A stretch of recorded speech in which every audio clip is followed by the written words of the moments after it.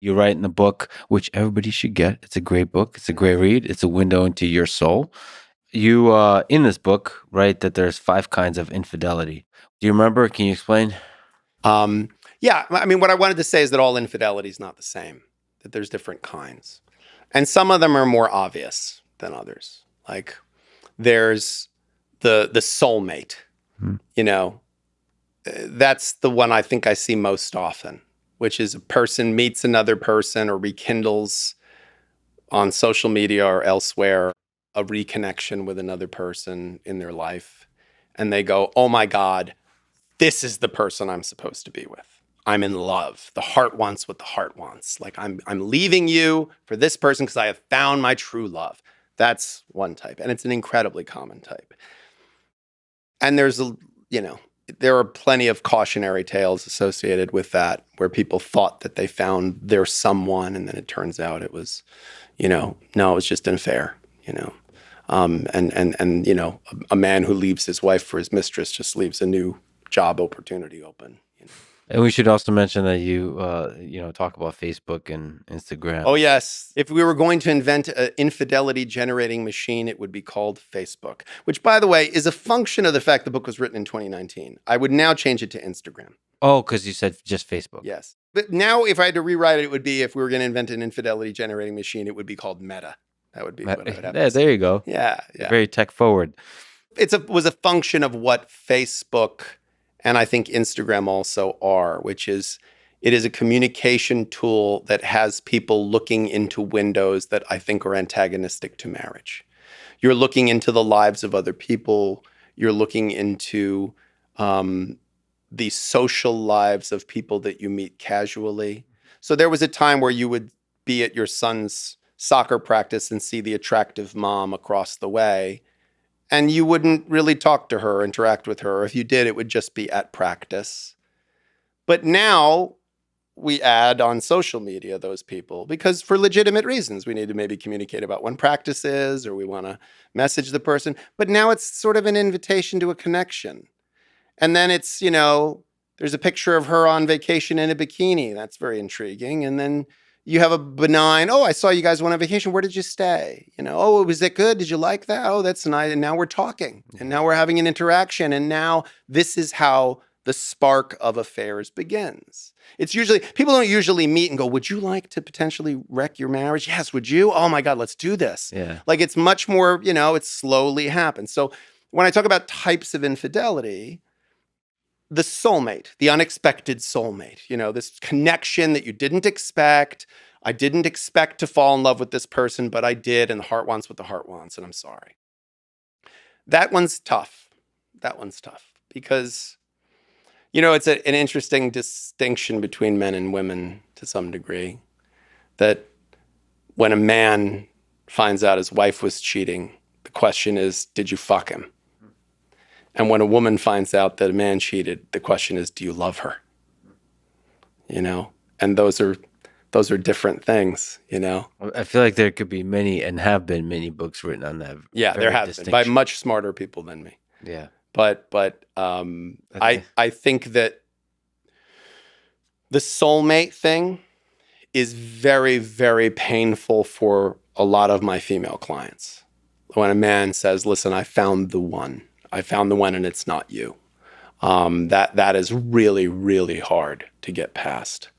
Even when it turned out to be true.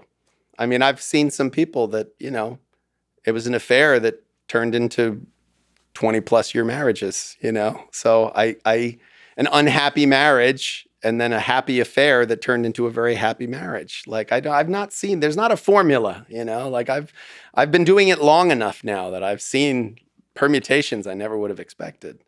So that's one type of infidelity. The other is what I call the push out of the closet, which is, and that I think happened more often earlier in my career. There have been tremendous strides, I think, in the lesbian and gay community, where, including marriage equality, obviously, where there's a lot of change as to people accepting people as being gay or lesbian. And I think that there was a time where, people were having being in the closet was much more important. You were subject to professional scorn and, all kinds of things if you were gay or lesbian.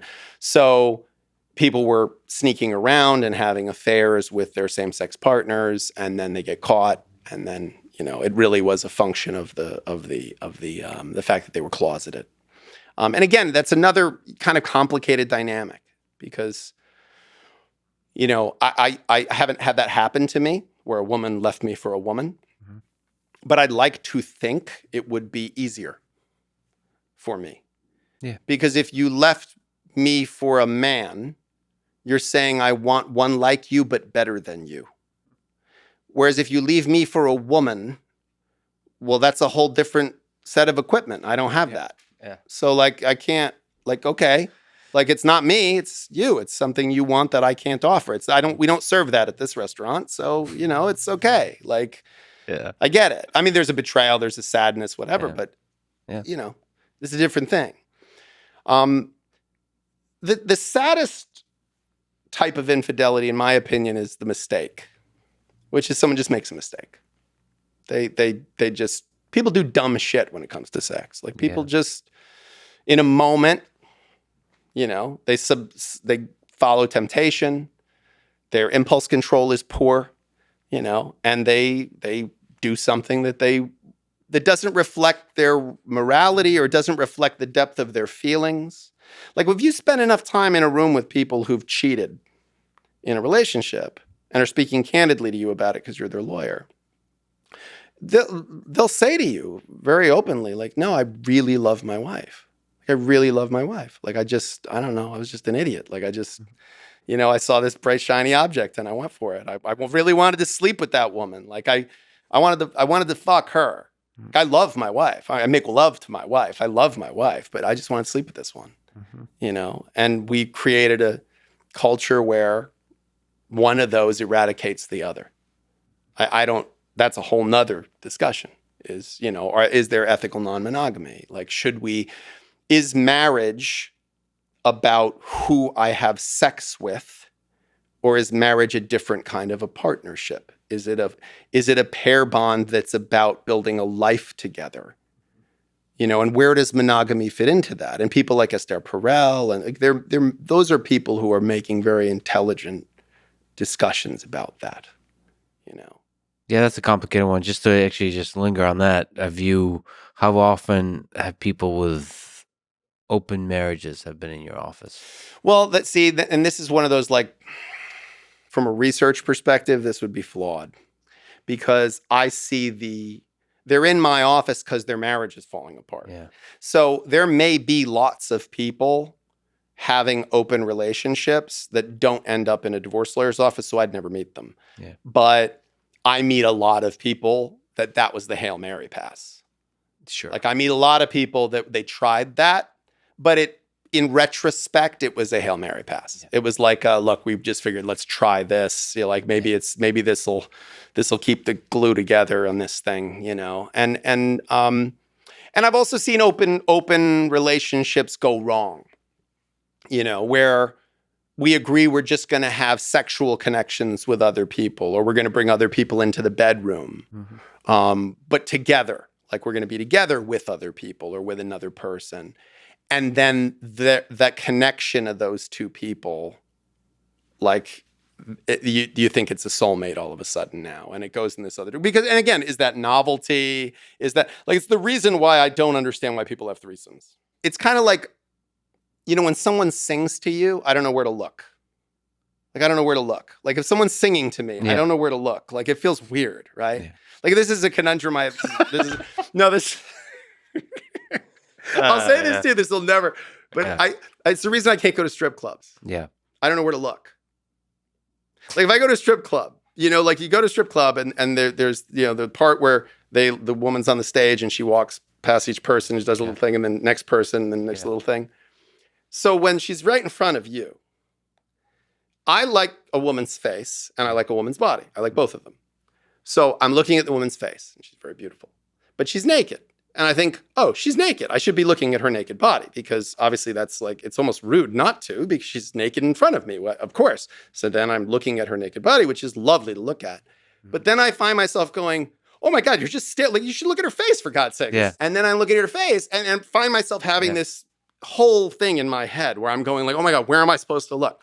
So I think a threesome with two women you don't hardly know or you're not, that's different. Mm-hmm. But a threesome with a long-term partner Mm-hmm. who you're in a relationship with Mm-hmm. and a new person seems to me a very dangerous ground because you're going to want to enjoy the novelty of this new person, but you're going to have to spend time with this person after. So how much attention do you spend to the new novel, exciting thing without creating the impression that you're not interested in this because you're my favorite person, but this is fun. So I want to just try this for a few, but then also I don't want to forget about that. Like it just seems tricky. That analogy, by the way, is brilliant. And also, I guess it's tricky because the consequences of mistakes are quite high because you're going to have to talk about it.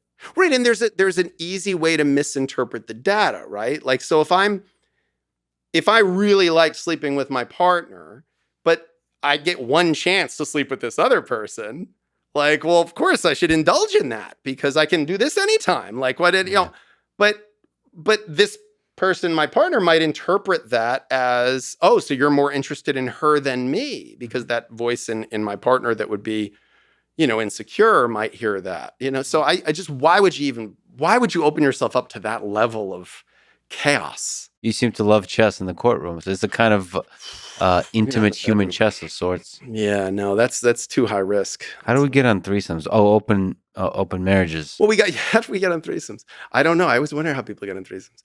I figure if one is fun, two must be better. If two is better, three must be better. Yeah, I think we the way that this becomes an issue is, why would you have a non-monogamous relationship? What is it about your sex life with this person that's not satisfying? And I think that is the question that's harder to ask yourself and to try to answer with your partner.